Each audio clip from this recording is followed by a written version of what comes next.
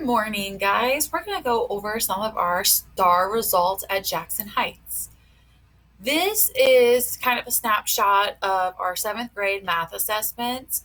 All demographics are included from 6 classes, and we were screening them from the beginning of December to the middle of January of this year. I'm going to go ahead and show you a benchmark for our district. So as you can see, it looks to appear that several of our students are above the benchmark. We have several in the blue and quite a few in the red, but overall it seems to be proficient. Here's another snapshot of who's above benchmark. We have 17 kids. We have 8 that are on watch, 3 that need intervention, and 6 that need urgent intervention. Now, let's take a look at the state benchmarks. So as we saw, our district benchmarks make us look pretty good. After talking to the math teacher, her thoughts were, wow, like we did really well. But then we take a look at our state results and it's just not so hot. We have no kids in the green.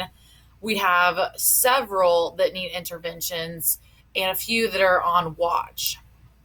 As you can see, the numbers appear here. If you'd like to pause this video and look into them more closely, be my guest.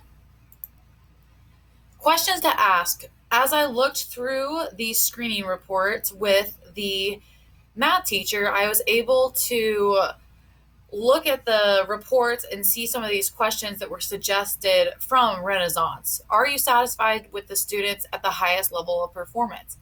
Well, it depends. What are we looking at? Are we looking at the district assessment or state assessment proficiency level?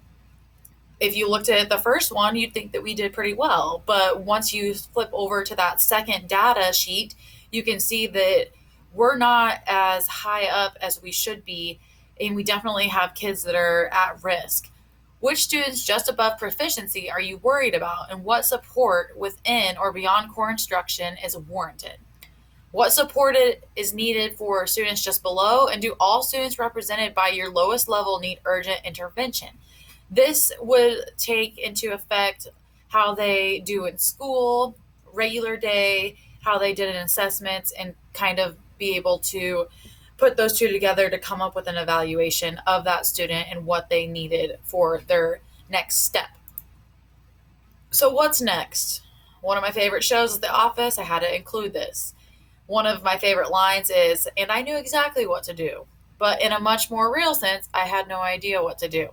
Well, here in the next slide, I'm going to give you some tips and suggestions for test taking for you and your students in your classroom.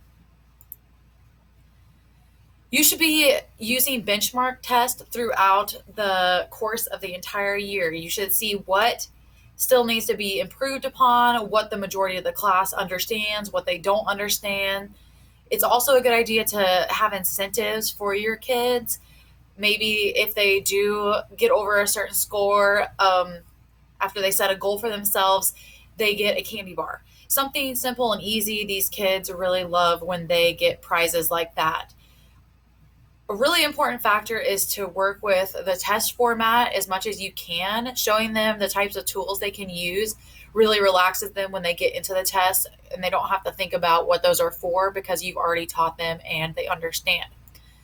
Another good technique and strategy is to think about breathing exercises and stretches for when you get kind of in a lull during test taking, or you need a small, short break.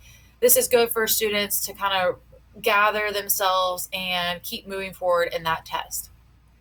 Encourage self-evaluation throughout the year and after the test. What did I do well? What do I need to get better at? Collaborate with those other teachers in the previous grade. If I see that my student in math has done not so hot, I might go back to the previous year and previous teacher and ask them how they scored in that year and see what's different. Maybe they scored poorly that year as well, and we need to work together on what we can do to increase their score, or maybe it's just a different teaching method that's not working for that student. Last but not least, we really need to focus on those bubble students that are teetering between each level. They're really important, especially those ones that are proficient and maybe just below.